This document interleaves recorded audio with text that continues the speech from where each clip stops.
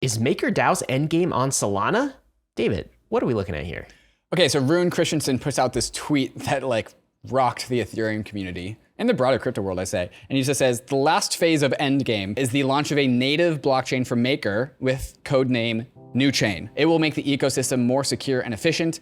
After some research, I believe the Solana code base should be considered as the basis for NewChain. Solana? Whoa. It is the second Friday of September, and it is time for what, David? The Bankless Friday weekly roll-up, where we cover the entire weekly news in crypto, and that is always an ambitious endeavor. And Ryan and I are squeezed for time today, so we're gonna go so fast through this agenda. We're gonna go so fast, David. It's gonna take us 90 minutes. Yeah, that's a promise. You can commit that to the blockchain. Settlement assurances. David, it's good to see you, man. Back from Burning Man. I'm glad you came back. I destroying got some so Horcruxes. Do you hear the Twitter rumor? You're What? Destroying Horcruxes? Oh, yeah, I did hear that. Every time you go away, something bad happens to Gary Gensler. I know. Like he loses a court case. I'm aware of what happens. So what are you really doing, my friend? What am I really doing? Was I truly at Burning Man? How did I get back so soon from Burning Man while everyone else got stuck? What's the deal with that? Yeah, and when are you going again? When am I leaving next? You know, yeah, next court I actually case. do not have another trip planned that's not a crypto conference for a while. So Gary Gensler is he's gonna rest okay for now. Well, he's already losing. Yeah, he is. We're going to talk about that. But when you're gone, some things happened. So the first is MakerDAO, at least Rune Christensen, said the final stage of endgame for MakerDAO is Solana? Question mark. We're going to talk about that. What else we got going on? Also in Solana world, Visa announces it's going to settle USDC on Solana, while simultaneously this week, the base layer 2 sees a halt in block production. Did Solana take the dub this week? Wow. Okay, but including to those dubs, Uniswap takes a dub in the courts, adding to the tally of crypto dubs and TradFi Ls. And then also, I did not see this coming, but Justin Bieber drops an NFT that I give 2 thumbs up. For quality, Wait, really? Quality and integrity. It's a good. You've looked at this? I didn't mint it. I'm not a Justin Bieber fan. I'm not a Justin Bieber fan. But this NFT is not like all the others. So we will talk about why this NFT is different and what it means as a model for future NFT drops. Oh, good job, Biebs, in advance. Guys, before we get in today, there's a message from our friends and sponsors over at AAVE. David, you ever use AAVE? I'm currently using AAVE. Oh my God, AAVE is the best. And AAVE wants us to let you know that AAVE V3 is here. And why are we telling you this now? AAVE V3 actually, David, came out in January of this year, which means it's a bit more hardened. It's a bit more tested. And there is some protocol liquidity to migrate from V2 to the new AAVE. So that is the message. There are some benefits that come with AAVE V3. Do you know what those are, David? Oh, there's a handful of them. There's more efficiency. There's reduced gas prices for swapping. You can swap collateral without having to like unwind, trade on Uniswap, and then put it back in. Aave will just do all that for you. I'm doing this from memory. Is there anything else? What else did I miss? No, you got it. Asset isolation mode. So there's lower risk for different asset pools, all of those things. So if you are an AAVE V2 user, then you can move your assets from V2 to V3 with an easy migration tool. That's on app.aave.com. Oh, and if you're a builder, by the way, so Aave just released their Go stablecoin, if you remember that, and they are funding anyone who is building on top of Go. So there's a link in the show notes, aavegrants.org, where you can get your grant on if you're building something on Go. That's it, man. You ready to get to the markets? I'm ready to get to the markets, yeah. Okay, here we go. Bitcoin on the week. Tell us, what are we looking at? Everything is flat. Everything, the whole markets are flat. Should we call it good? Nothing has happened. So you're telling me, Bitcoin's flat, ETH is flat. We could just cut in last week's prices flat from last episode, and it would be the exact same. Man, pancake flat. I feel like that's like been the last month or so, last 6 weeks. I mean, we're incrementally downwards. Like ETH is low right now, 1630. That is a low price. Bitcoin at 25,800. That's a low price. Things are low. Yeah. Are you feeling in the mood to buy these prices? I bought last week. I mean, I buy, if I don't do anything, I buy because of reoccurring buys.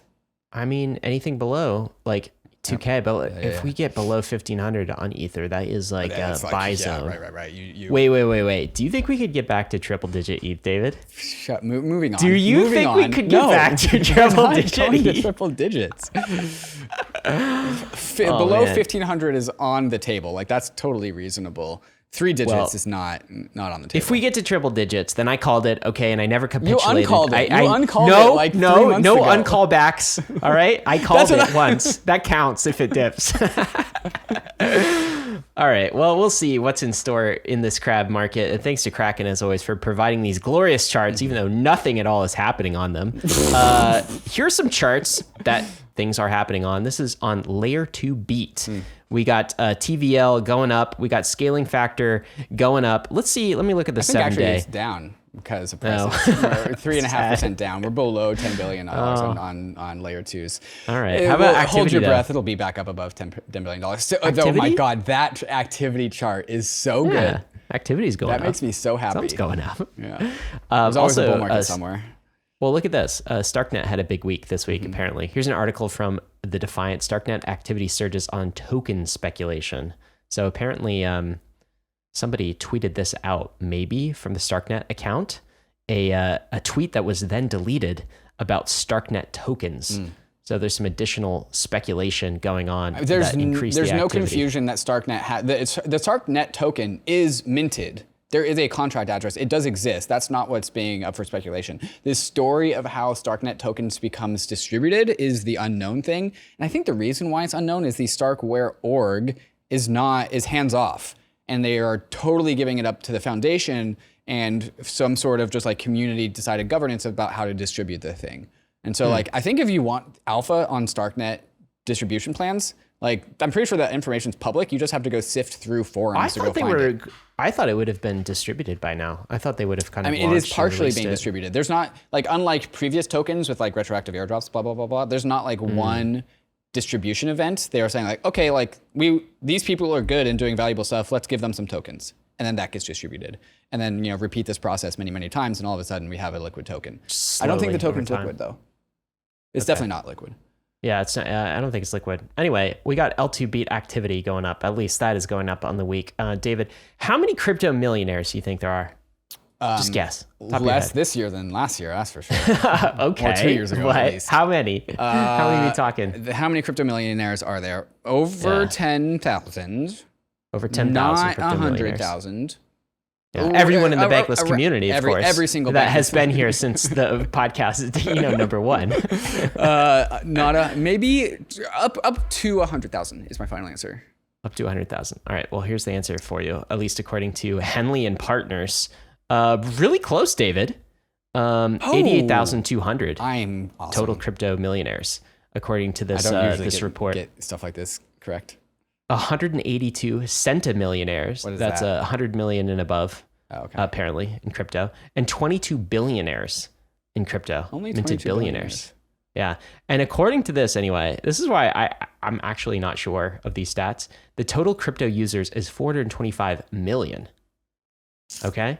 This is Henley and Partners compiled a crypto wealth report. Apparently they do this thing for all sorts of other asset classes, and they list their methodology on the methodology page. Yeah. And it's kind of like I wish there was a standard for public users. Information. Yeah, in-house. It's like a proprietary database type things. So I don't know how accurate this is, but interesting data set nonetheless.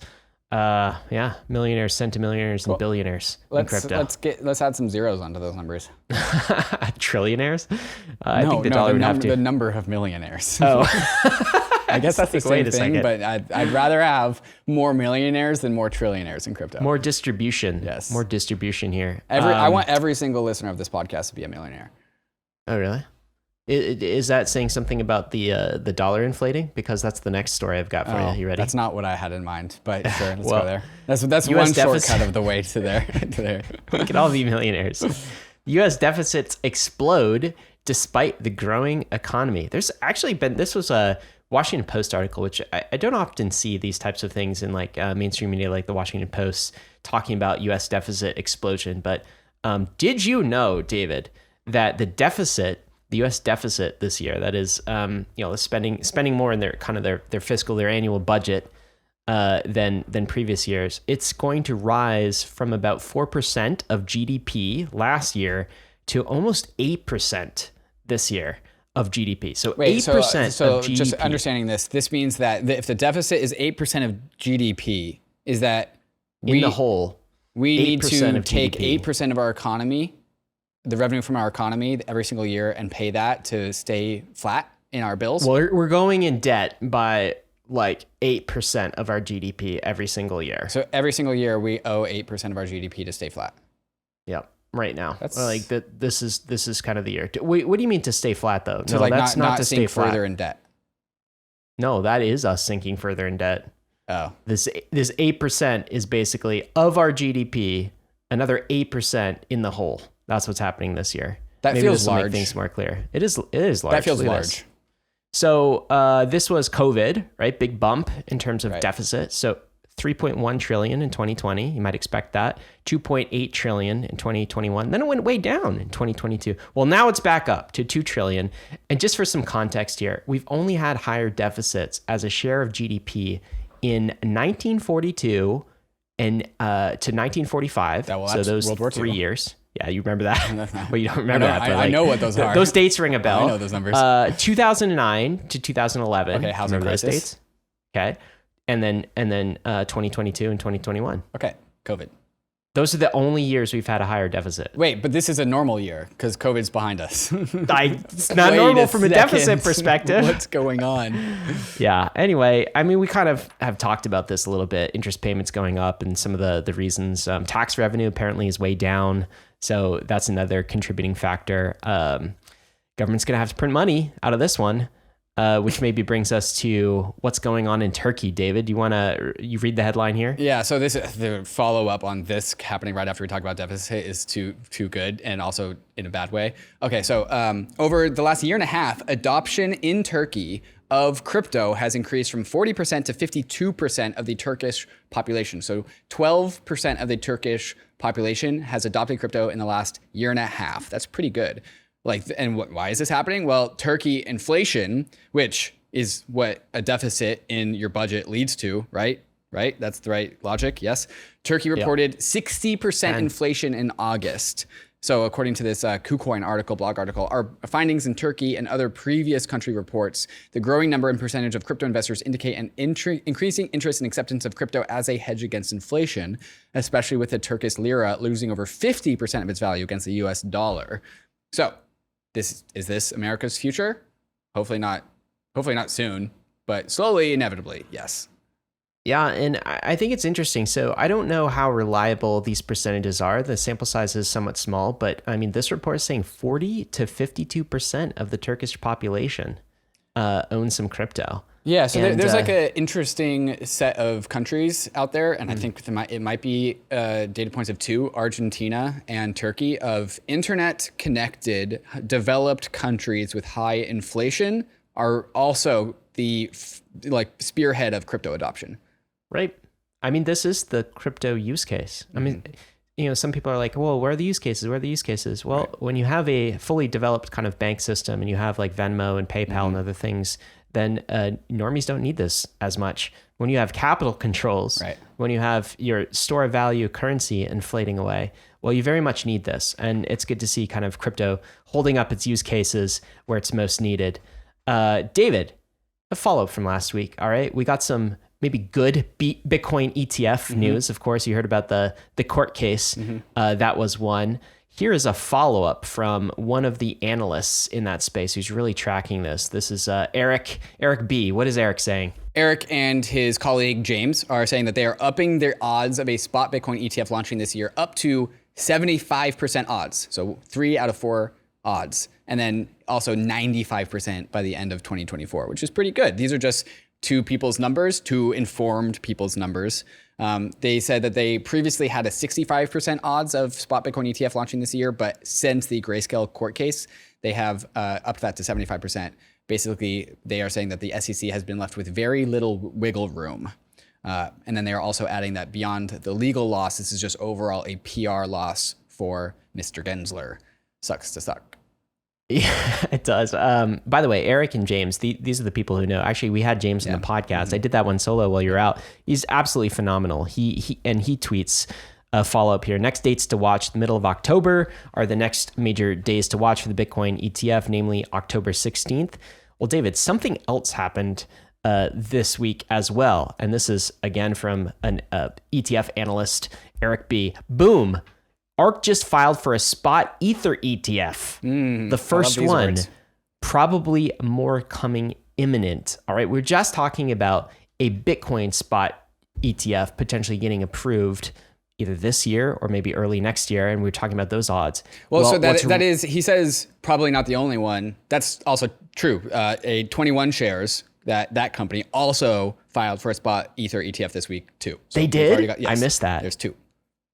That's and both would like to custody their assets with Coinbase custody. Interesting. I mean, it's so great that Bitcoin is kind of macheting its way through the regulatory, jungle. And once it gets a spot Bitcoin ETF approved, then you got to think that the spot Ether ETF is just like months away. At least if Gary Gensler doesn't get his way. I mean, it seems to be that's going to be what's happening, because there's no excuse to not follow up with a Gary Gensler Ether has no ETF. Excuses. Yes. The dislocation between the fundamentals of this entire industry and the prices, it's like nearing all-time highs. It's highs I have not seen since like 2018 to 2019. Well, are you telling me it's not priced in? You think the retail ETFs what I say, are like crypto in? prices are going down, and the ETF is becoming more and more assured sooner. Why do you think that's a big deal? So just an ETF Buying product demand. will just Big pipes, retail? big pipes of money to buy our assets. I mean, one example of this is, financial advisors. Yeah. How many financial advisors do you know, or how many people do you know, like just normal people who get their advice from their professional financial advisor, like Edward Jones guy or something like this? The sheep of the world? Yeah, by definition, like most of them. The people who don't, pay attention to their finances as much, right? Well, the reason most financial professionals in the US don't actually recommend cryptos is because they don't have crypto products to There's recommend. no mechanisms. Yes. Yeah. And so once they get a ETF, which is what they do, these types of financial advisors, they just recommend ETFs all day. Right. Imagine what FTX did for the financial advisors who were trying to say like, let's get some crypto in your portfolio. We're going to open up an exchange, a crypto exchange, just with this company called Coinbase. What's the difference between Coinbase and FTX? Like, I can't explain that to you because I have other they would things. never advise that. They would never do that. But now there is a buy this Bitcoin ETF button inside of their Charles Schwab brokerage, which they already have. Yeah. All the other assets, right? So just allocate 2-3%. That'll probably be the advice coming down the pike. Yeah. David, this is really cool. What are we looking at here? Rasterly Rock, Ryan Rasmussen. Fun fact, I went to college with him. Uniswap flipped Coinbase's spot trading volume in Q1 and Q2. So 2 quarters in a row has Uniswap been the number one source of liquidity versus Coinbase. That is surprising me. Is that surprising to you? I mean, it's always been inevitable. Man, I know we thought this and we predicted this, but wow, to see it happen. Yeah, it's nice to see it actually work out. 2 quarters in a row. Like how many quarters can we get? Maybe. Well, 4. Forever. 4 in a year. Forever is on the table. Forevermore. Coinbase will never exceed Uniswap. Sorry, Coinbase. Now on. You're doing great, but Uniswap's great too. Yeah. What are we doing? Coming up next, Rune envisions MakerDAO on a Solana chain. We're going to unpack that. I've actually got some pretty hot takes to give. Of course, MakerDAO has always been near and dear to my heart, and so I'm going to give my perspective there. I think it's a pretty good perspective.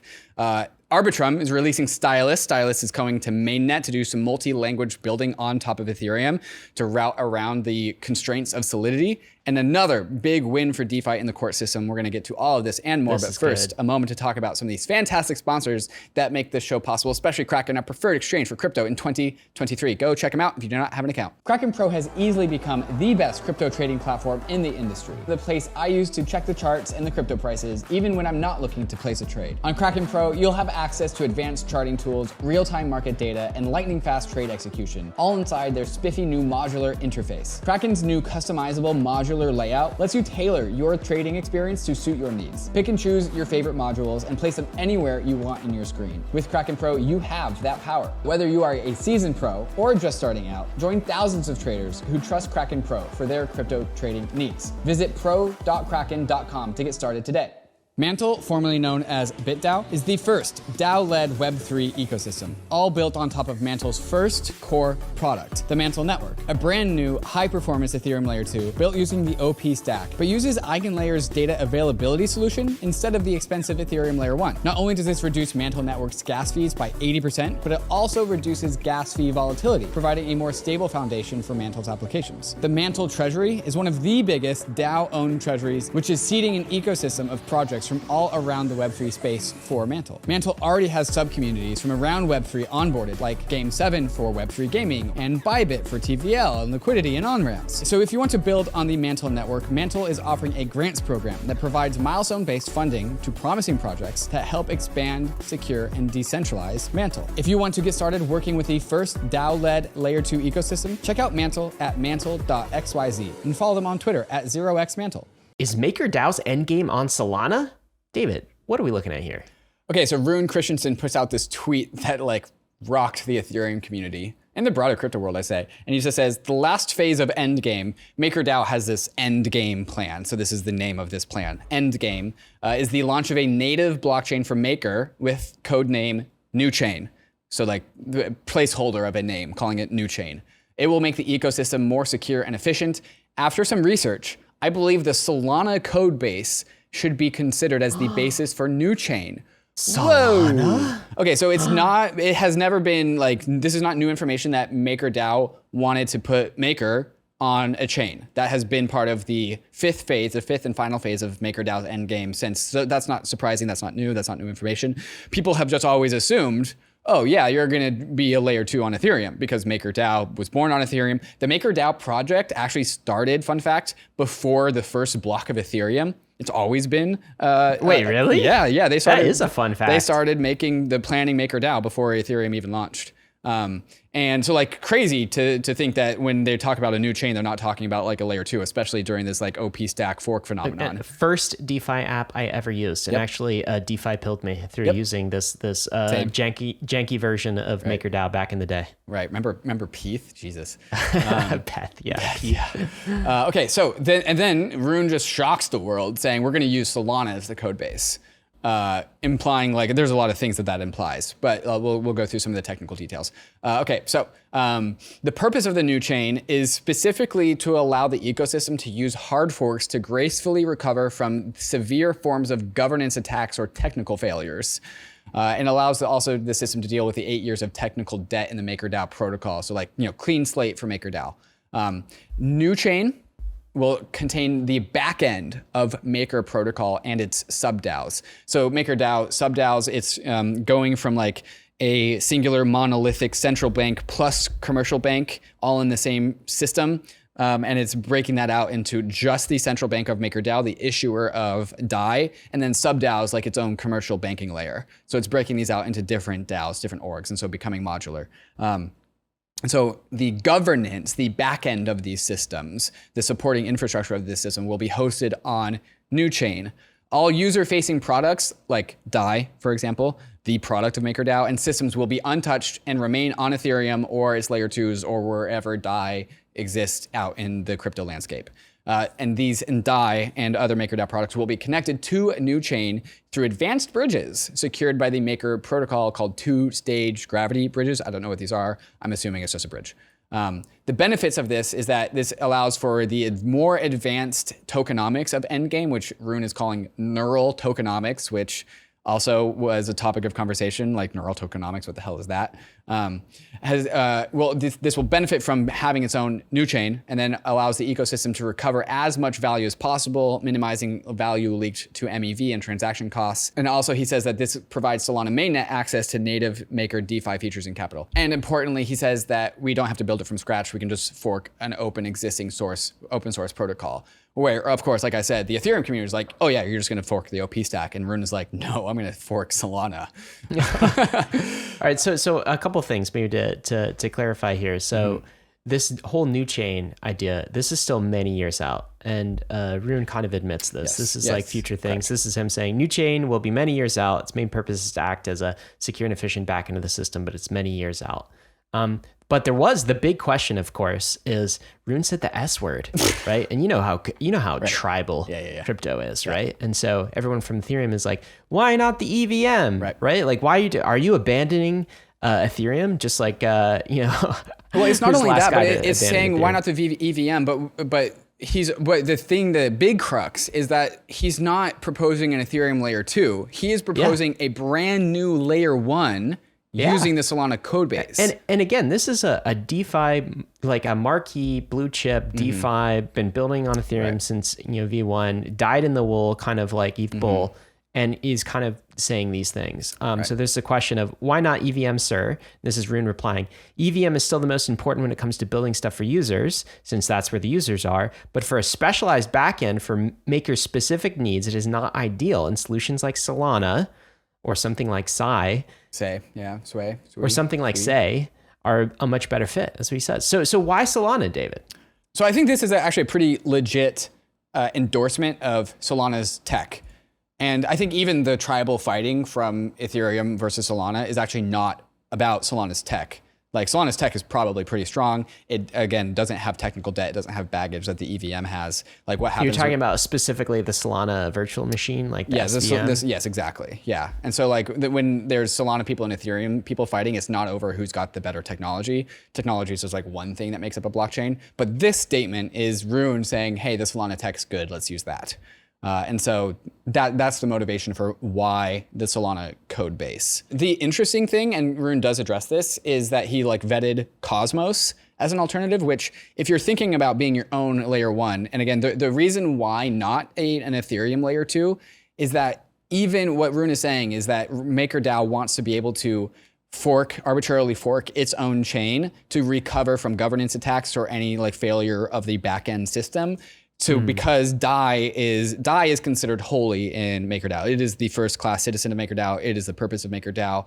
And so anything else is secondary to MakerDAO, to DAI. And so if we need to recover governance, for example, then we can fork the MakerDAO chain without disrupting DAI. And a layer 2 actually doesn't give sufficient sovereignty over freedom of forking. It's still on-chain governance. And so what Rune is saying is that we want to be so incredibly sovereign that we can be maximally free to fork our chain as needed to make sure that governance is upheld by its social layer. So this is actually MakerDAO's social layer breaking free from shackles. And you would think that this is the Cosmos thesis. Just build an app chain on Cosmos because you're beholden to no one. It's interesting that Rune did evaluate Cosmos, and he says the major benefits of Cosmos: its large and highly quality talented pool, range of independent developer companies, huge amount of existing cases of successfully developing app chains using the Cosmos stack. Disadvantages: Cosmos not built around sufficient efficiency the same way Solana is. Cosmos doesn't have a strong central foundation like Solana has. But yet, with understanding these, he still didn't say Cosmos, which is directly in violation of Cosmos's vision. It's a direct violation of the belief that he has. About Cosmos was hoping to win this one because it's very clearly a sovereign app chain. And exactly. Yeah. Yeah. Well, okay. So he's saying Cosmos, I see your vision, and no.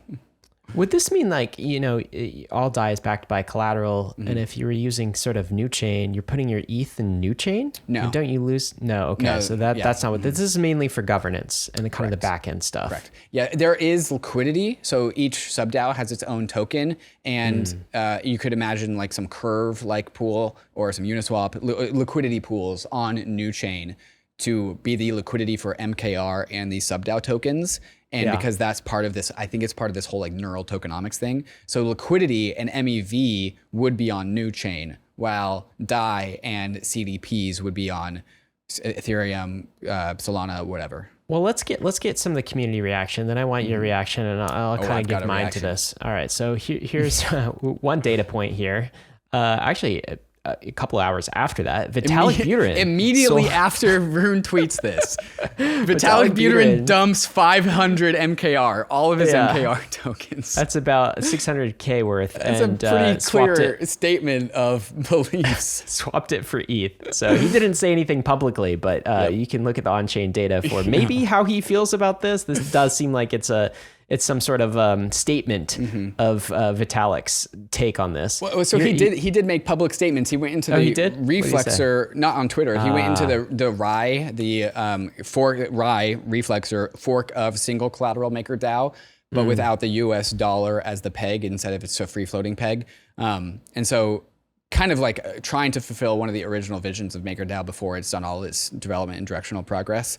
And so he goes into into Rye, the Rye Discord, and says, this has made me change my mind on one chain. I think it's somewhat more okay before than for the Rye community to have somewhat more activist governance than I previously thought. Rye previously has been all about ungovernance, zero governance. And Vitalik saying, hey, you guys could have a little bit more governance.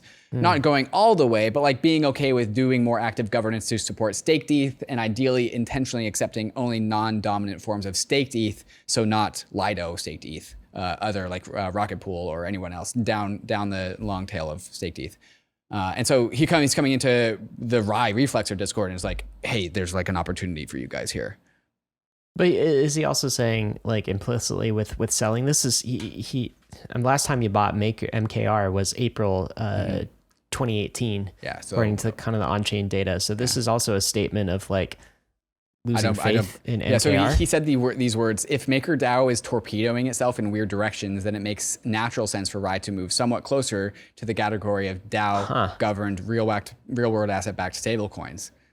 Here's another take. This one from one of the leaders of the Solana community, Anatoly. What does he say? Anatoly says, Maker considering Solana's tech is a win for open source. It has nothing to do with Solana's mainnet or Sol or ETH. I really hope people in the Solana community don't use this as a cudgel to attack Ethereum. Ethereum is awesome.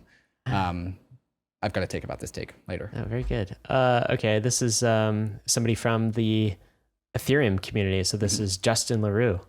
Rune. Justin says, Room's forum post advocates for a privately controlled app chain to, quote, use hard forks to gracefully recover from the most severe form of governance or tax or technical failure. And then Justin's take here is that this completely negates all legitimacy achieved by initially building MakerDAO on a public blockchain. What he's saying is that what happened to immutability? What happened to smart contracts? If we're just explicitly devolving back to the social layer, well, that's TradFi. Isn't it? We're taking the immutability out of governance, which I think is a fair take. Just the governance is on this kind of Solana chain. It's not the immutability of kind of the DAI smart contracts. The DAI preserves its immutability, yeah. Okay. Here's another take, this one from Foobar. Yeah, Foobar just kind of gives like the amalgamation of, I think, the average Ethereum person take. Maker, we will have an over-collateralized stablecoin. Users, great. Maker, we'll back it by USDC. Users, wait, why? Maker, we will spend the money on Rwandan carbon credits. Users, can I have a refund?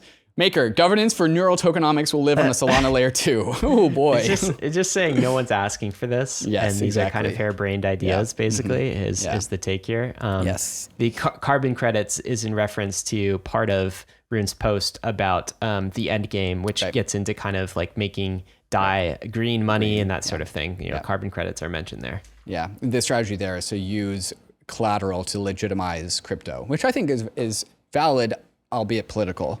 All right, well, give your take, and then I'll give mine. So, what do you make of all this?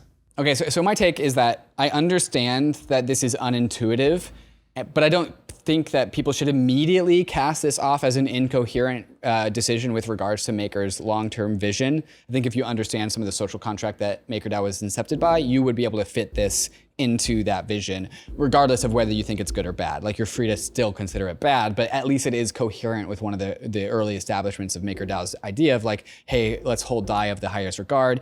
We have this emergency shutdown mechanism. Let's improve that. And so it is not totally incoherent. MakerDAO is saying that it needs even more sovereignty than in its ability to fork its own chain than what an Ethereum layer 2 can allow for. And as maximally sovereign as an Ethereum layer 2 can be, which is really, really sovereign, MakerDAO is saying that that's not enough. And this is a really, really big choice because it implies that social forking is more important than immutable finance, which is kind of a very core principle of crypto. And like we've covered, DAI will still remain as permissionless and censorship resistant as ever. On the Solana piece, this is an endorsement of Solana's tech, but not Solana itself. When people say the name Solana, they're referring to the Solana blockchain and also the Solana vision of a single shared monolithic state. One single state, one global state, one ecosystem, one block space. A forking of Solana's code base and spinning up a new secondary MakerDAO app-specific Solana chain is antagonistic to the Solana vision. The Solana project wants to be one chain. Solana as a system is a maximalist of itself. And so a Solana copy doesn't actually fit inside of the vision. It is a bullish statement on the SVM, the Solana virtual machine, as a growing ecosystem that stands in contrast to the EVM. And that is a story for a different day. That is something that we are thinking about coordinating a podcast around. So that's my Solana take. On Cosmos, I think the real loser here is Cosmos. Cosmos is supposed to be the perfect glove to fit the MakerDAO hand that is waving around, and MakerDAO chose not to even join the Cosmos ecosystem. And also, I will say, Ethereum is also a loser here. It doesn't get a MakerDAO OP stack chain. It loses the economic activity of MakerDAO and its sub-DAO tokens. It does retain its supply of DAI across its layer 2s and layer 1s, but maybe it has a less firm grip on future DAI issuance. So Ethereum doesn't win. Solana doesn't win. Maybe the SVM does get a win. Cosmos doesn't win. Who does win? Who wins here? Whether or not MakerDAO wins, I think we will have to wait and see. In theory, DAI holders win because now they are buffered from any chaotic occurrences in MKR governance, but this is still theory, not in practice. We will have to wait and see. And then I will also finish this off by saying that this is just a proposal. This is up to the MakerDAO community. If they wanted to do something different and go in a different direction, then that is free. This is not codified. This is not set in stone. This has to be accepted. And so I think the future is still very unwritten, and we will see what plays.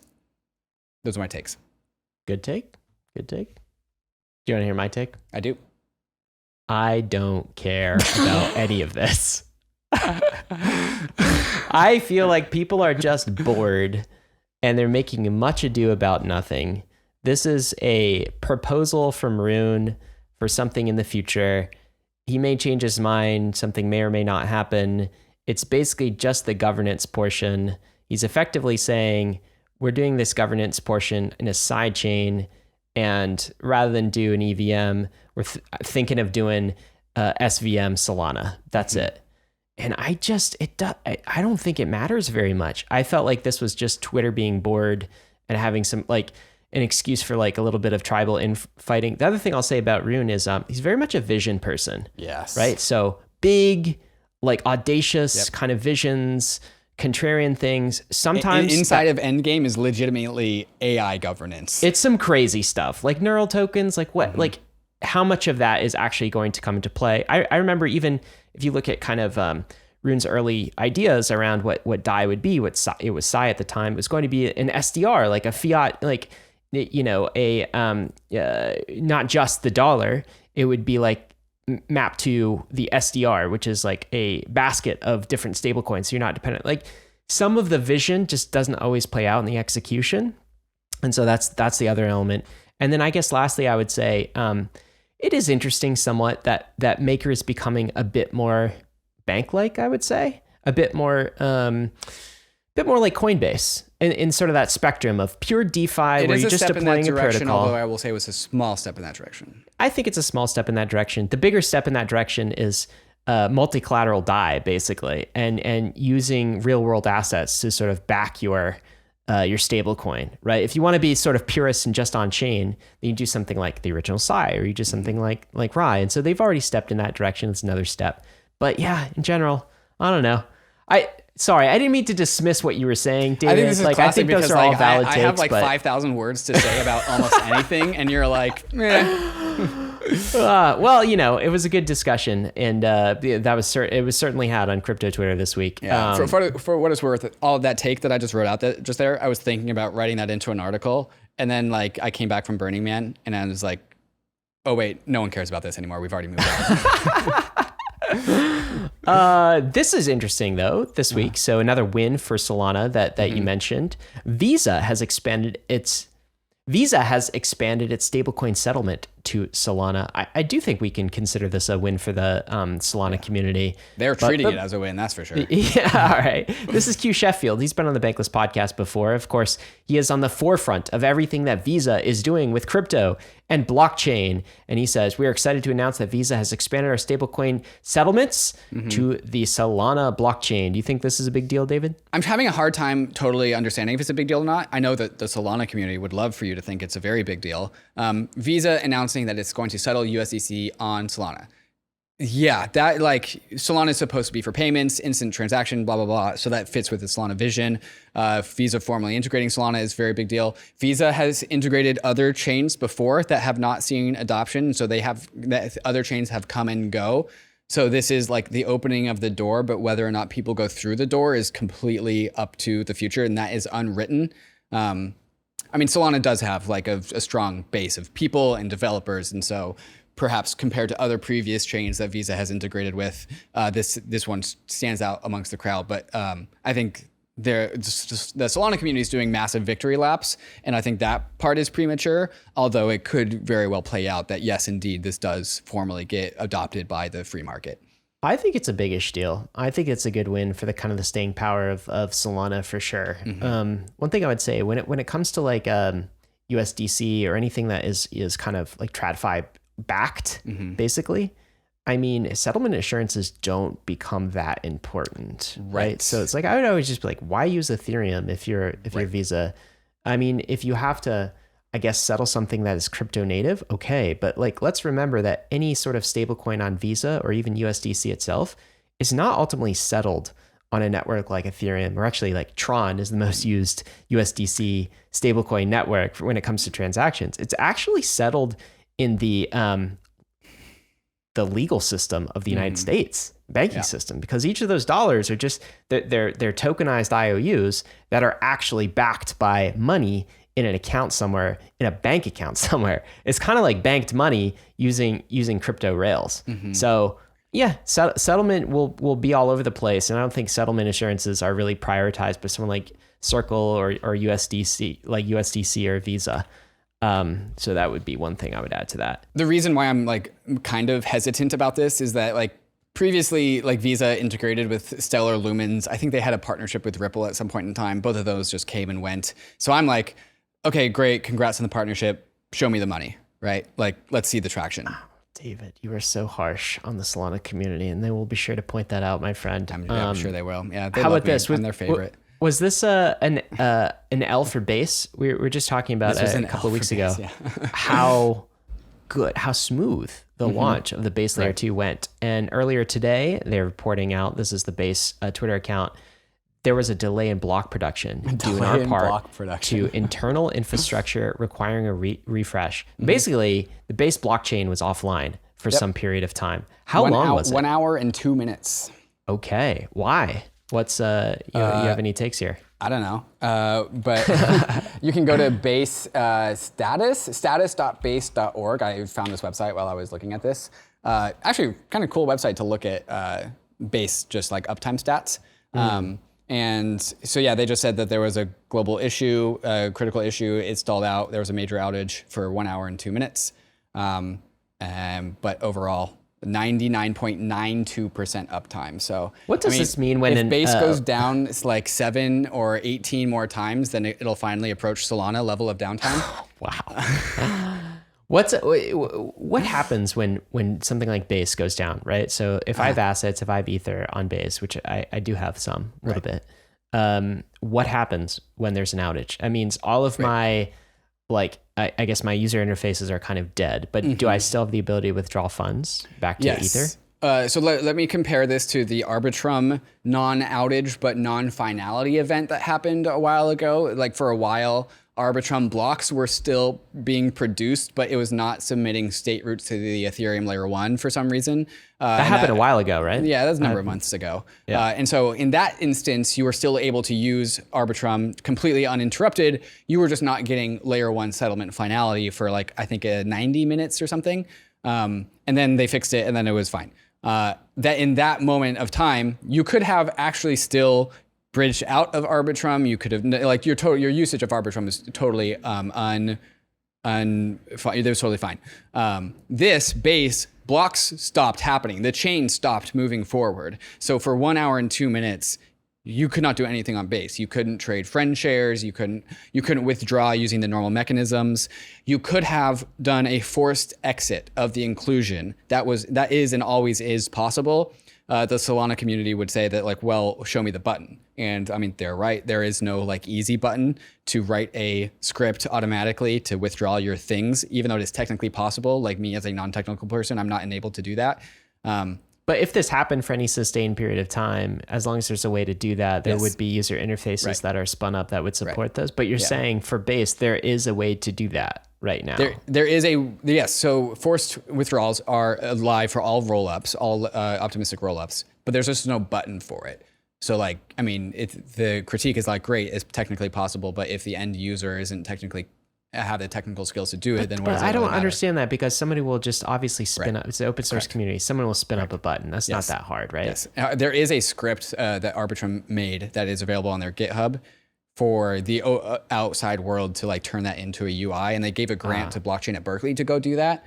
But it hasn't been done yet. And like, why hasn't it been done yet? Because we haven't needed to. Like, the free market doesn't do things that people won't pay money for.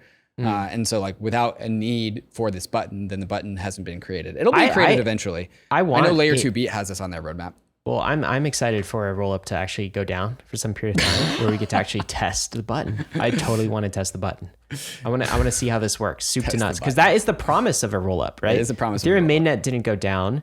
If a Layer 2 goes down, okay, that's kind of crappy, but I have the ability to withdraw my funds. That is the entire purpose of a rollup. Yep. So I want to see that soup to nuts confirmed sometime. So should we have a rollup volunteer to do a fire drill? Yeah, we should do a fire drill. That's a great Layer 2 fire drill. Yeah, no one's gonna want to do that. No one's gonna want to do that. Optimism is be like, Arbitrum, you do it, and Arbitrum's gonna be like, ZK Sync, you do it, and ZK Sync's gonna be. If any rollup listing is willing to do a fire drill, we will broadcast it live on Bankless. Yes, we will. We absolutely will. See if it works. All right. Well, this was great news this week, David. I saw this in the back of the Tornado Cash, everything else happening in the court system. Developers getting arrested. This is a win for DeFi. What are we looking at here? Court sides with Uniswap over class action lawsuit. So, Southern District of New York Judge Catherine Polk Fallalia, the judge who's also in charge of the Coinbase case, has thrown out a class action lawsuit against Uniswap, ruling that software, Uniswap, cannot be held accountable for the losses of its users or the damages of third parties. Wow. Obviously, and thank you. Obviously. Wow. Okay, so this original complaint was filed last year that alleged that Uniswap founder Hayden Adams, Andreessen Horowitz, and Paradigm, all Uniswap investors, were responsible for, quote, rampant fraud on the exchange and push for Uniswap to register with the Financial Industry Regulatory Authority.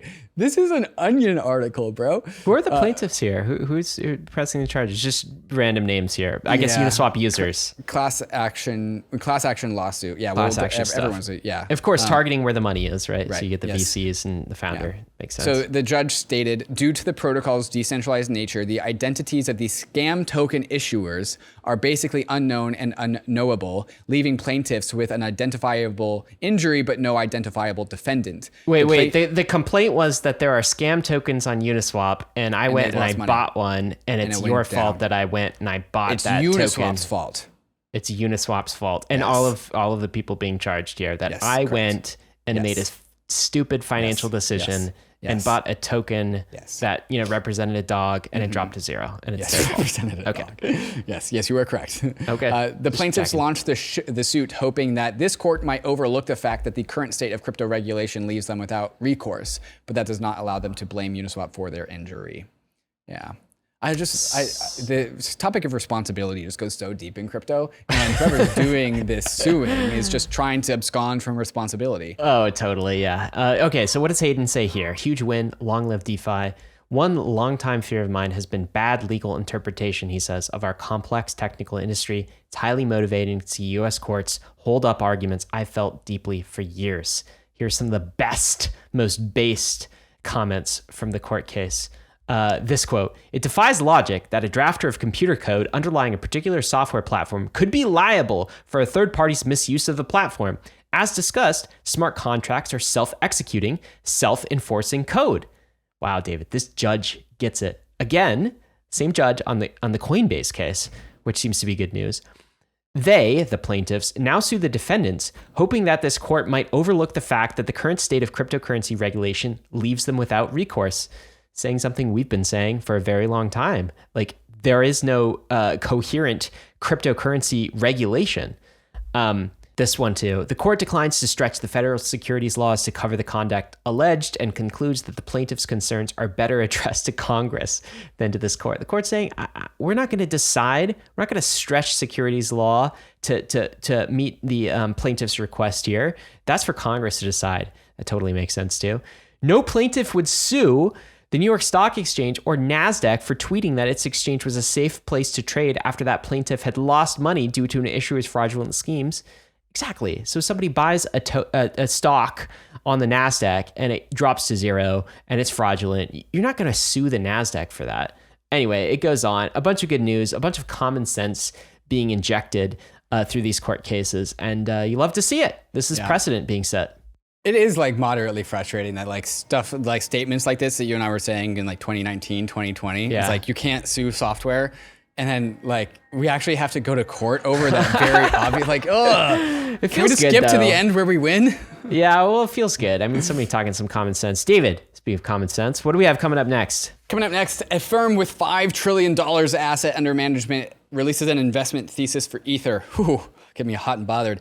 Kevin Owocki coming back to Gitcoin. We're going to talk about this. And Justin Bieber releases a 2015 hit as an NFT and will share streaming revenue with its holders. I kind of teased the punchline there, but we're going to talk about all that. But first, I wanted to talk about some of these fantastic sponsors that make this show possible, especially MetaMask and MetaMask Portfolio to help you prepare for the bull market incoming, hopefully, knock on wood. Let's go hear from them right now. MetaMask Portfolio is your one-stop shop to manage your crypto assets and to tap into DeFi all in one place. And the most important part of that experience, buying crypto, obviously. MetaMask Portfolio's buy feature enables you to purchase crypto easily without going through centralized exchanges. Designed with you in mind, you can fund your wallet directly in just a few clicks with convenience and simplicity. What happens when you press the buy button? Rather than being limited to a single payment provider, MetaMask brings together a bunch of vetted, trustworthy providers to present you with customized quotes for your crypto purchase. Once you've funded your wallet, you'll be able to plug into DeFi with all the money verbs like swapping, bridging, and staking. But first things first, you need skin in the game. Head over to metamask.io/portfolio to buy crypto the easy way. Are you planning to launch a token? Is your token already live? And are you granting your employees and contractors vesting token awards? And are you trying to figure out how to take care of taxable events for your team? TOKU makes implementing a global token incentive award simple. With TOKU, you will get unmatched legal and tax support to grant and administer your global team's tokens. TOKU will help you navigate across the lifecycle of your token, from easy-to-use pre-launch token grant award templates to managing post-cliff taxable events with payroll. For legal, finance, and HR teams, it's a huge complex task to have to comply with labor laws, payroll and tax obligations, tax reporting, and crypto regulations in every country that you employ someone. It's difficult, time-consuming, manual, and costly, and it's drawing more attention from global regulators and governments. TOKU makes it simple for leading companies in the space, Protocol Labs, Hedera, Gitcoin, and many more. So if you want some help navigating the complex world of token compliance, go to toku.com/bankless or click the link in the description below. Quick update on the Tornado Cash developer who was arrested now 2 weeks ago, Roman Storm. He pled not guilty. Not guilty. This doesn't really come as a surprise. I 100% understand that Roman Storm doesn't think he's guilty. I also think he's not guilty. And so this is just the next step in what's probably going to be a long court battle as well. I mean, one of the themes of this episode, I would say, is crypto is winning in the courts. It was we had one last week and the week before, like Grayscale, Gary Gensler, some other like class action lawsuits are getting walked back. So a recent theme is that crypto's taken some dubs in the legal world. I would want to say that we are winning against the SEC. We're winning against the CFTC. We're winning against stupid class action ambulance chasing lawyers. This case is not be a big test. This is the Department of Justice. Yeah. It is. These are the biggest people. It's also financial surveillance crimes. It also gets into kind of national defense when you invoke North Korea. And so this is a different type of battle. Some have called this kind of the final boss. This feels a little bit more like the final boss. So we'll see how we do. So we're stacking up some dubs, but this doesn't mean that this one is just going to follow suit. This is going to be a hard one. This one seems like the most obvious. Open source developer. I mean, privacy code. Anyway, we'll be covering this one closely. You guys can count on that. Polygon just launched their SuperNet kit, David. This sounds a lot like Super Chains from Optimism. What is this launch? Exactly what you just said is their chain development kit, which is actually the right name for these things. Chain development kit's it's not an SDK, but for a chain. So Polygon has launched SuperNets. Optimism has Superchain. ZK Sync has the ZK stack, Hyperchains. Arbitrum has Orbits. Polygon has SuperNets, and now the SuperNet kit is out and about. An important point of difference between Optimism Superchain or this is a ZK EVM. So this is going head to head with ZK Sync and StarkWare, which released their Superchain kit not too long ago. So it allows anyone to spin up a chain. It's a ZK rollup type chain, and it's all connected through Polygon technology, basically. So this is their version of a super chain. It's the SuperNet. David, rollups on the move this week. This notice from Arbitrum as well. I was really looking forward to this. This is for the devs. This one's for the devs. The release of Stylus. What is Stylus? Stylus is a coding environment, I think. Is that the right word? That is not based on Solidity, but based on WASM, WebAssembly, which is I would say the status quo for devs out there to build stuff. Like Web 2 devs. Web 2 devs. All build against. So we're taking WASM. Web 2 dev infrastructure and popping out Solidity and popping in whatever devs want to choose to build on. So it just opens up a larger supply of developers to build on Arbitrum. And that's great. I mean, so basically the value proposition is rather than learning this esoteric, crypto Web 3 thing called the EVM, you just bring your existing skills over. It's still the EVM. Yeah, but you basically get to use kind of whatever coding language compiles to WASM, which is not Solidity, basically. Yeah, so it's Solidity, right? Solidity, it's esoteric, but it's also pretty close to JavaScript, which is pretty common. But other people like C++. David and I talking about it's Solidity's easy. Just learn it. Come on. Super easy. It's so easy. It's very cool. And the other thing, this has been a promise for a while. Do you remember back in, I feel like a grandpa crypto here. Back in 2019, we're talking about deploying WASM on the EVM. There's an EF team working on this. Anyway, the layer 2s are the ones who brought it across the finish line and actually built it up, which is great to see here. So something I don't understand about how this works, but Rachel from Arbitrum says, Arbitrum Stylus slashes fees across 4 categories. Compute is 10 to 100 times cheaper. Memory is 100 to 500 times cheaper. And other cheap things. Cheap things, yeah. I don't know how that works, but cool. Oh, damn, we need to do an episode on this. It's getting cheaper. It's getting more optimized. What is StarkNet doing? They're doing some things too. StarkWare, StarkNet Stone Prover is now open source. So a prover is a very important piece of ZK rollups. You need to prove zero knowledge proofs. You have to prove them. And that's part is completing the circuit. And now StarkWare's Stone Prover is now open source. So this is like ZK Sync's Boojum or Polygon's Plonky 2. This is StarkWare's Stone, and it's now open source. It's good. They're all going open source. Love to see it. RocketPool is launching some new stuff. What do they got on the menu?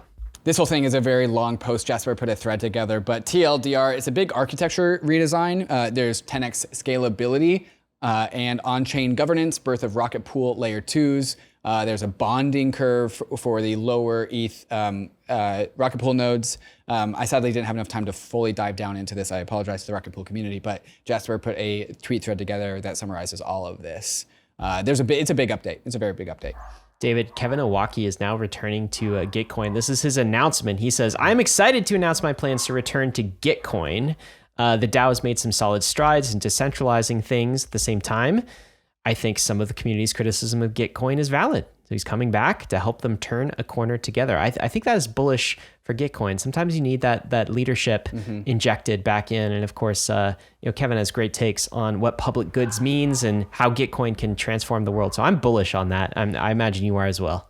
Very, very bigly, yeah. We love the Kevin Owocki. He's also going to be at Permissionless, giving a talk, one of my favorite talks that he's going to update. And also, I'm sure he's going to talk about his return to Gitcoin as well. All right, I've been waiting for this the entire podcast. Tell me about the Biebs. Justin Bieber, he's got an NFT, and you said you were a fan.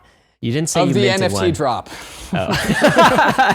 I'm a fan of the drop mechanism. You're not a fan of Biebs? You said you were there ambivalent are a towards couple Biebs. songs. Okay. The All right. Justin Bieber, Kanye, Good Friday, Christmas in Harlem song. Oof, he kills it. That's some early Bieber though. That's actually a Bieber deep cut. OJ. And I don't really know if I like mainstream Bieber. Yeah, I was like, Anyways. I hadn't heard of that. But okay, so tell me about the NFT though. That's what the crypto people want to hear. Yeah, so his song Company from 2015 is being tokenized. I do not know the song. 2,000 NFTs, $28 each. One of the reasons why I like this is like, that's a pretty modest price. Yeah. 0.01 Price in ETH though. 0.017 Ether, yeah. So that's actually the real price is 0.017 Ether. So all of these got minted out, all 2,000 of them, max per user 10. So Justin Bieber made $56,000, which for what he could do, I think is completely modest and respectable. Every single NFT individually receives 0.0005% of royalties when company is streamed. And so if this is ever played on Spotify or makes money wherever, however music makes money these days, you as a single NFT owner, you get 0.0005%. So it's a cash flowing asset. It's a capital asset then. Yeah. You might say. Does that make it a security? Well, I'm sure they've worked around that. Oh, actually, look at this. I'm not sure if U.S. they did. citizens cannot access minting and royalty claims due to regulatory uncertainty. U.S. citizens were barred from. Oh man! Well, good I thing just say, Biebs is I Canadian. love how they just explicitly say due to regulatory uncertainty. Like that's actually a big step forward from just like banning it because it's like waves like Gary Gensler's not letting you do this. Yeah. We should just put his picture in front, like and it's just be like, this man does not want you to have this NFT. Instead of saying if U.S. citizens, like you try and click the button and Gary Gensler's face just comes up and it's like, stop right there. Oh yeah, he's No, pointing no. his finger at you. You can't have it. I mean, that's really what's happening here. But, That's exactly what's happening. Okay, we've got some good news. I think coming out of Fidelity as well. This was my tweet here. The world's third largest asset firm with $4.2 trillion in assets just released. This is it. This is what they called the paper. Investment thesis for Ethereum. Here are some of the major sections. ETH as an aspiring money. ETH as a store of value. ETH as a yield-bearing asset. The company is Fidelity. So a second largest assets under management firm in existence, and they've got their Ethereum investment thesis. I skimmed through this, David. It's pretty good, gotta say. There are some references to the Ultrasound Money website, believe it or not, multiple references. I'm almost surprised they didn't use Bankless as a source for some of this, but I saw some of our energy inside of these narratives for sure. Ryan's trying to collect his receipts. No, I mean, I'm not saying that this was us, but it kind of was us. Anyway, can ETH be considered a money the same as Bitcoin? Oh, I should say some context too. Fidelity, for a very long time, they've been involved in crypto, but specifically Bitcoin. And they've almost been like a Bitcoin heavy, I wouldn't say maximalist, but a Bitcoin heavy shop. And so also seeing Fidelity see the light on Ether as a store of value asset is great to see as well. So they get a lot of it right. I would have some quibbles with some of what they said, but let me give you some takes here. Ether technically has unlimited supply parameters, which are kept within a range depending on the number of validators and burn. That is correct. It seems unlikely that any other digital asset could improve upon Bitcoin as a monetary good, because Bitcoin is viewed by some as the most secure, decentralized, sound digital money. So that's another quote from it. So you could see they're still pretty bullish on the Bitcoin side of things. Nonetheless, this was a fantastic report, and you can see them kind of gearing up maybe for future ETFs, future financial products around Ethereum as well. David, we've invited them on the show actually, so they're going to come on Bankless and talk about this report with us. And ask why we were not cited. Ask if they ever listen to the Ultrasound Money episode. They know anything about that. Where do you get your information? Look, I think this is bullish. And when I saw this, it was wow, how things have changed from the last bull cycle, 2018, 2019, we were just like fighting for the existence of this asset. And now, we've got major financial institutions writing papers on it and getting it like 80 to 90% right from my perspective. This is just great Ether ETF fuel. I think like, so. hey, why are you suggesting I buy this Ether ETF thing? Like, go read the Fidelity why do you do report. That? Oh, here's a report from Fidelity. Here you go. Go read this. Yeah. Go learn about Ultrasound Money. Or go listen to Bankless podcast. Or go listen to Bankless. This next thing is maybe a sign of things to come. I'm a little bit worried about it. Privacy coins are now outlawed and delisted from exchanges. This is a Binance exchange in Belgium. The country's Belgium, of course. So starts in Belgium though, and it goes out from there. Yeah. So that's what everyone says. Monero, remember Monero? Yeah. Mobile coin, Zen. I don't see Zcash, but no privacy coins. Can't buy privacy coins. This worries me, David. Yes. I hope this is not a sign of things to come. This is a war on privacy. It's an encroachment. I mean, Monero inside of Belgium on Binance is very far away, but that, it starts there and it doesn't stop until we fight him. Yep. David, some cool things coming out of MetaMask this week. They shipped a sell feature. Do you see this inside of the MetaMask portfolio? No, buy, only buy. Don't you want the option? Only buy. Well, you got to sell at some point, don't you? No, you don't. That would be a first. I mean, I've definitely hit the sell button times, but like not in a meaningful capacity. Anyway, what's cool about the sell button in MetaMask portfolio is you can actually sell back to your bank account. Oh, region not supported yet. Connection. Great.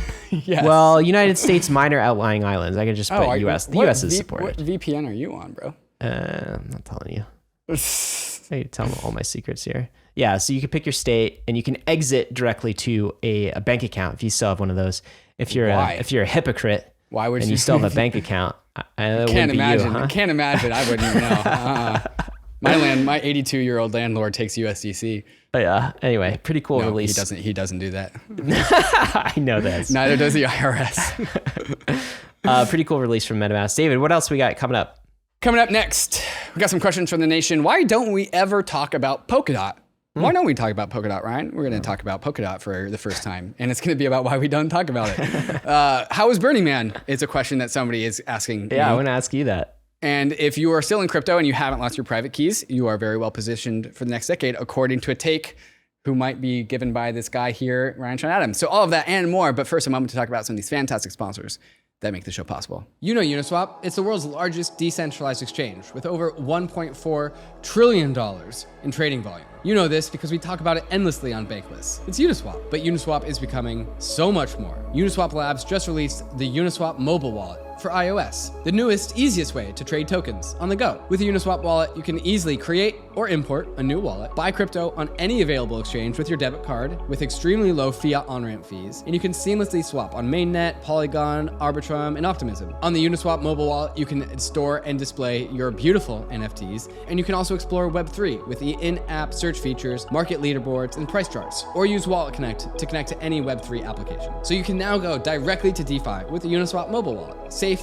simple custody from the most trusted team in DeFi. Download the Uniswap wallet today on iOS. There's a link in the show notes. Arbitrum is accelerating the Web3 landscape with a suite of secure Ethereum scaling solutions. Hundreds of projects have already deployed on Arbitrum One, with flourishing DeFi and NFT ecosystems. Arbitrum Nova is quickly becoming a Web3 gaming hub, and social dApps like Reddit are also calling Arbitrum home. And now, Arbitrum Orbit allows you to use Arbitrum's secure scaling technology to build your own Layer 3, giving you access to interoperable, customizable permissions with dedicated throughput. Whether you are a developer, enterprise, or user, Arbitrum Orbit lets you take your project to new heights. All of these technologies leverage the security and decentralization of Ethereum and provide a builder experience that's intuitive, familiar, and fully EVM compatible. Faster transaction speeds and significantly lower gas fees. So visit arbitrum.io, where you can join the community, dive into the developer docs, bridge your assets, and start building your first app with Arbitrum. Experience Web3 development the way it was always meant to be: secure, fast, cheap, and friction-free.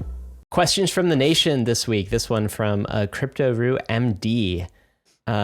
It goes on. Thanks us for what we're doing and asks the question, why don't we have a bull case for Polkadot? It's really similar as the Cosmos Hub thesis and as fast as Solana. I can't see any money theory for DOT, but I think it's a good competitor. This is a related question as well, asking us to bring on Polkadot and Moonbeam. So some people in the Bankless community are asking about Polkadot. Maybe the meta question here, though, is why haven't we done a big episode on Polkadot, or why don't we talk about it as much? What's your answer to that, David? There's many different reasons for this. I would say first and foremost is that like Polkadot occupies this space that other chains also occupy, and in my opinion, Polkadot kind of fills the worst of both worlds space, not the best of both worlds space. So it's kind of like a hybrid between Ethereum and Cosmos. And I actually kind of just think you should just pick one, either do Ethereum or do Cosmos, but occupying the middle space, I think you kind of get the worst of both worlds. Like DOT isn't money. They correctly identified that.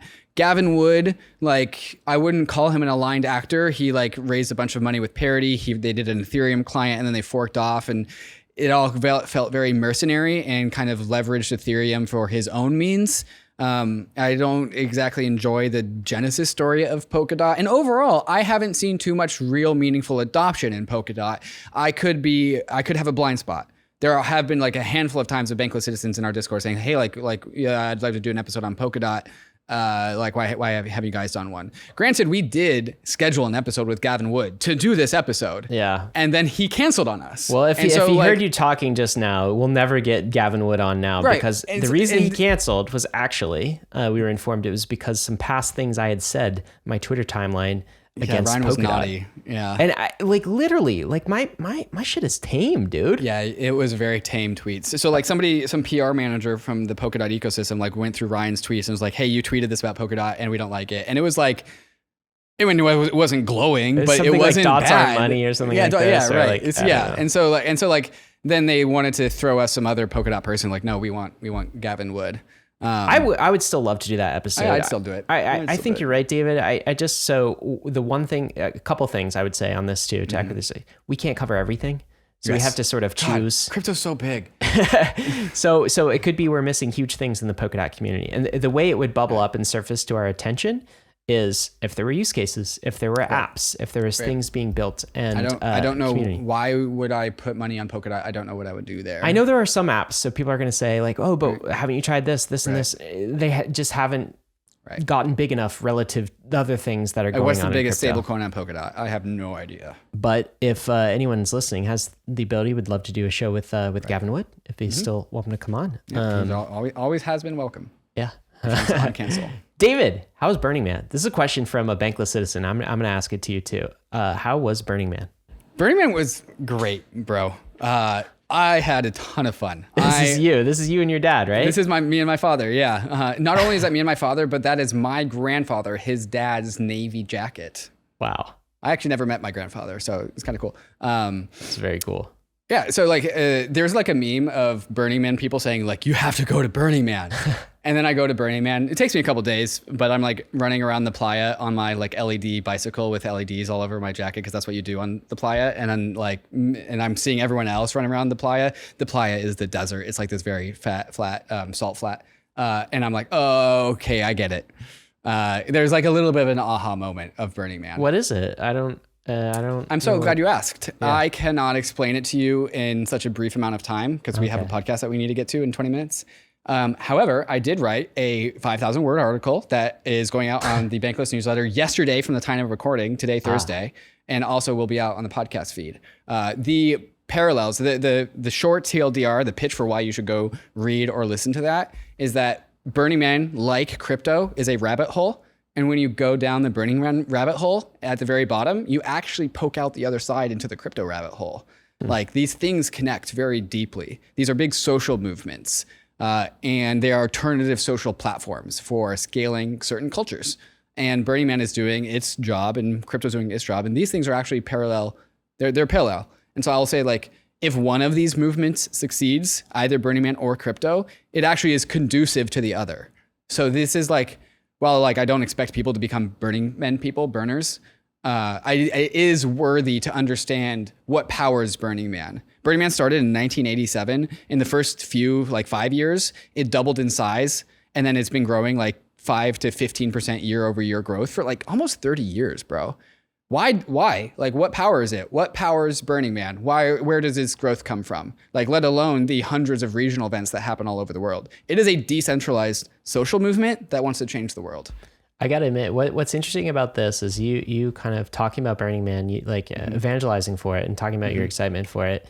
This probably is what crypto sounds like to people who aren't in crypto. Because like you're saying these words and I'm just like, I just don't get it because I haven't experienced it. I haven't read your piece. I haven't done any research.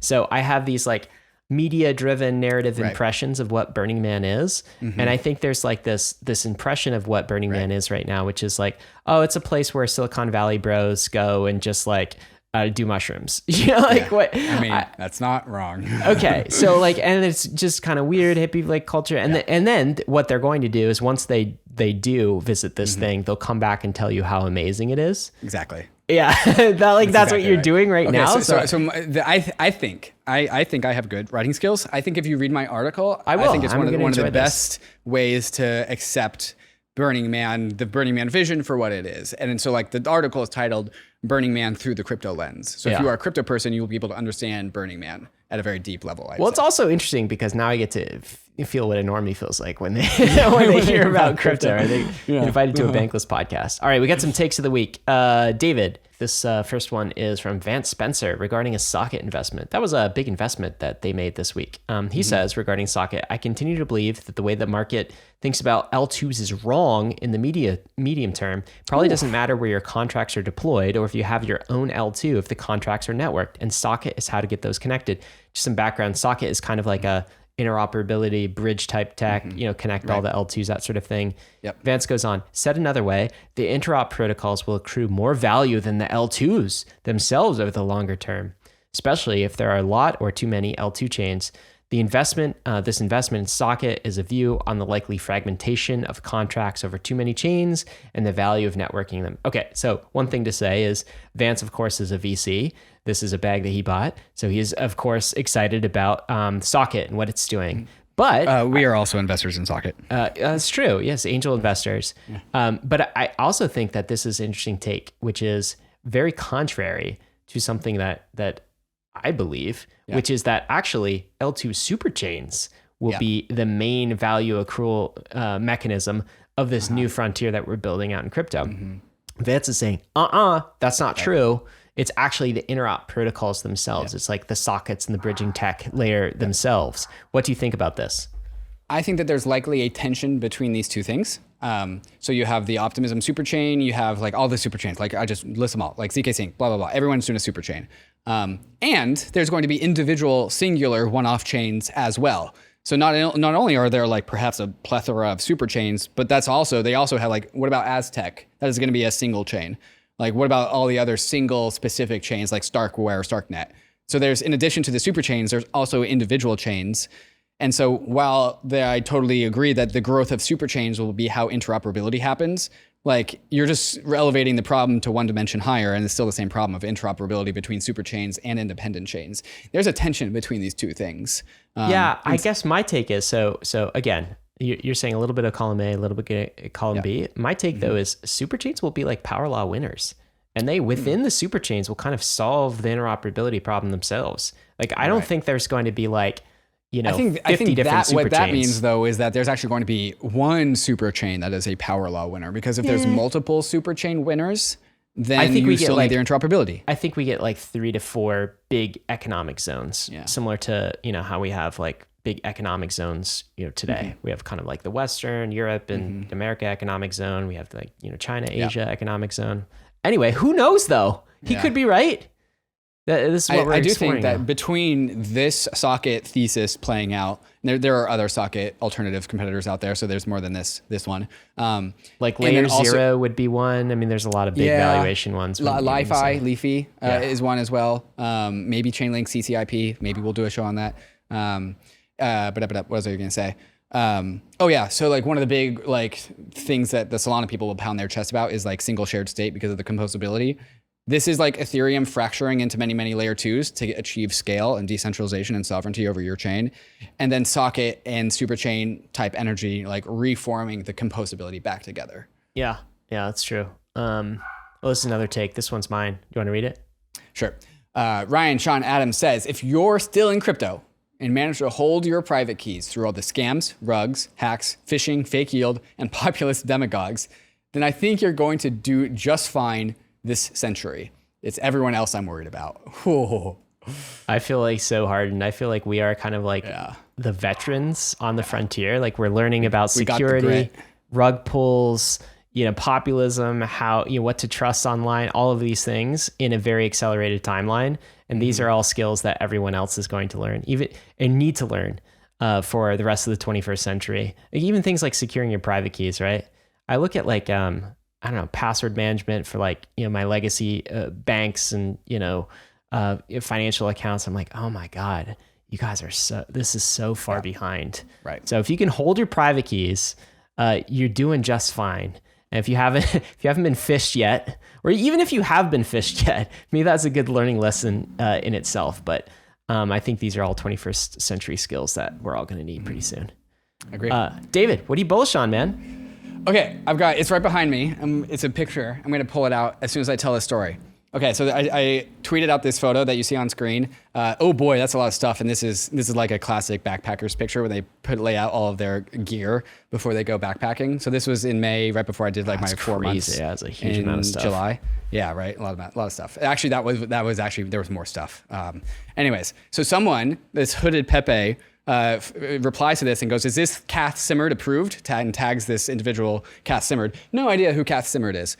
But I click in and I find, if you want to go, and I find that she's an NFT artist, a photographer, and she has this mint that is currently live and 2/3 minted out, which is a piece titled "Above the Noise," and I just love it. Fun fact: did she take this photo?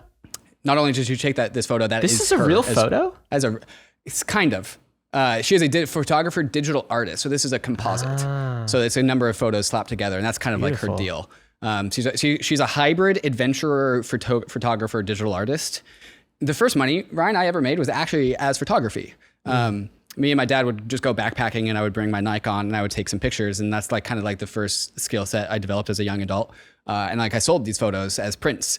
And then I went to college and like that was like kind of how I paid for like, slush fund money in college. I would take like sorority pictures at their events. Do you ever do weddings? I never did a wedding, okay, no. But then going and doing that, like taking like sorority photos in college, it like took the soul out of it because I wanted to do landscapes. Yeah. But landscape, like monetizing my landscape photos was like really hard. And I was for what I was an okay photographer, but I'm not a professional. And so like I didn't have a mechanism to generate revenue as a photographer. And then I also got interested in psychology and then the blah, blah, blah, blah, fast forward, now I'm a podcaster. But I find this NFT mint, I'm like, wow, I'm about to go climbing all these mountains. And there's this NFT photographer who is this adventurer person taking mountain photos, selling them for Ether. And so I mint it. And I purchased it via Kath Simmered. And then I watched this. This is back in July. I see. This is back in July, yeah. 1st. She has this crazy, the NFT now, the NFT media company, NFT, Bankless NFT, I'll call them, did this like great video essay about Kath Simmered, the artist, which I highly recommend. We'll put it into the show notes. So I watched that and I'm like, wow, this is really cool. And so I hit her up on Telegram. Fun fact, she's also a dick butt holder. So she's in the dick butt Telegram with me. And then, okay, so I'll pull out the picture. And so I bought a print and now I've got it, right? Wow. It's super cool. That's great.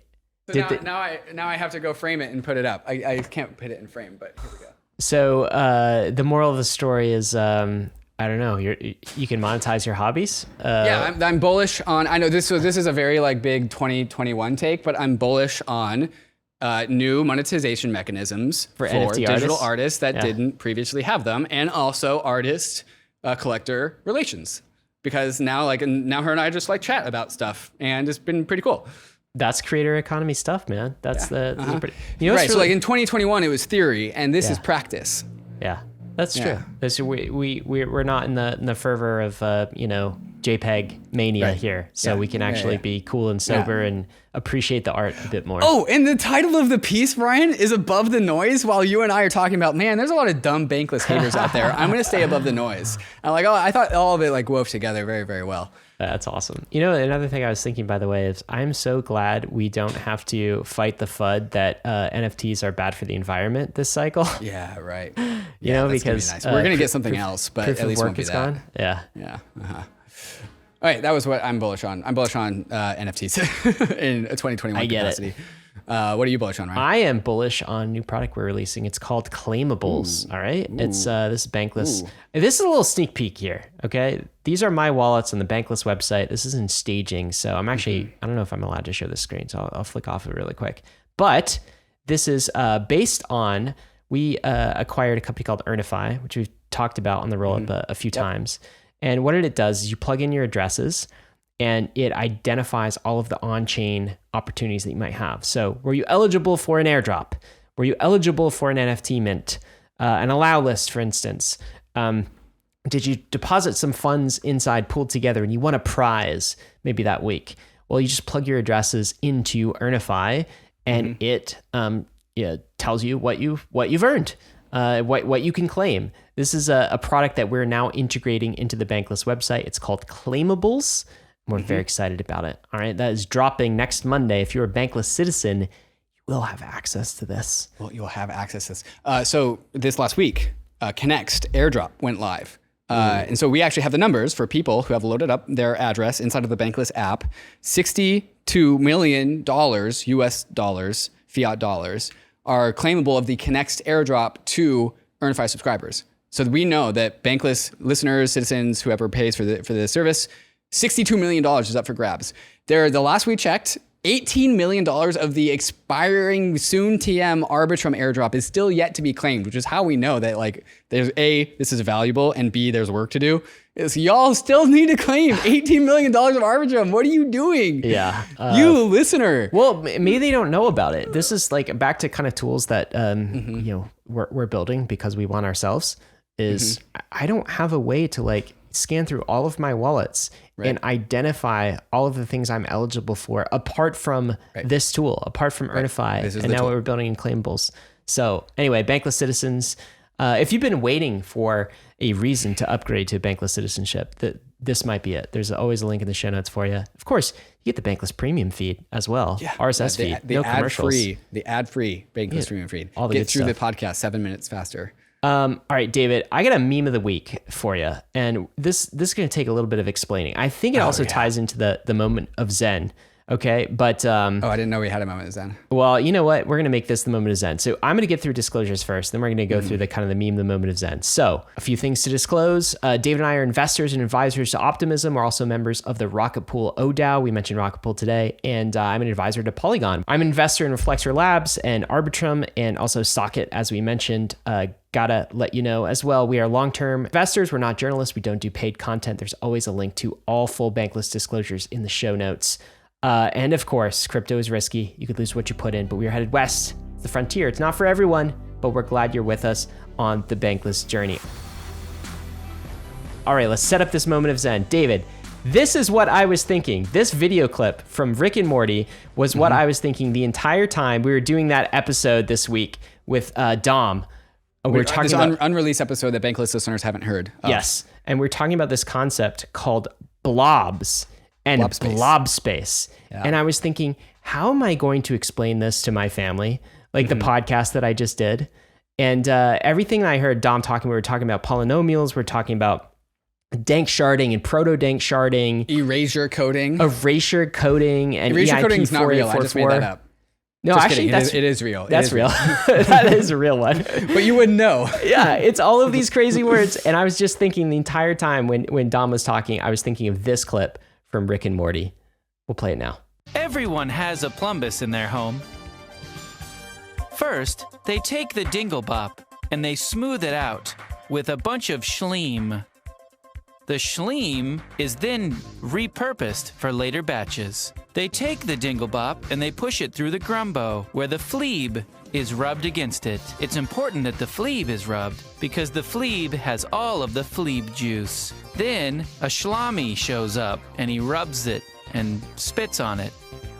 They cut the fleeb. There's several hizzards in the way. The blamps rub against the chumbles, and the plubis and grumbo are shaved away. That leaves you with a regular old plumbus. Why don't you do it? Because Murphy's barking. Hold on. Oh, okay, I can do it. Shut up, Murphy! Hold on. That's a good blooper. God, Murphy. You hear it? Is it loud? Yeah, I hear it. I can do it. No. He's almost done. I can feel it.